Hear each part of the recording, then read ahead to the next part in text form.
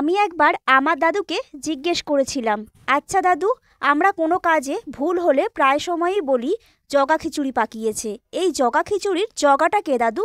দাদু বলল, এর একটা গল্প আছে, শোন তাহলে। দাদু বলতে শুরু করলো, জগা খিচুড়ির সঙ্গে জগন্নাথ দেবের সম্পর্ক আছে কিনা জানা নেই, তবে এই বিষয়ে একটা গল্প লোক মুখে ঘোরে, সেটাই তোকে বলছি।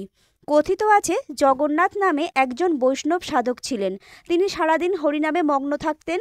তিনি দিনের বেলা একবার মাত্র সাধন কুটির থেকে বেরিয়ে গৃহস্থের বাড়িতে ভিক্ষা করতেন।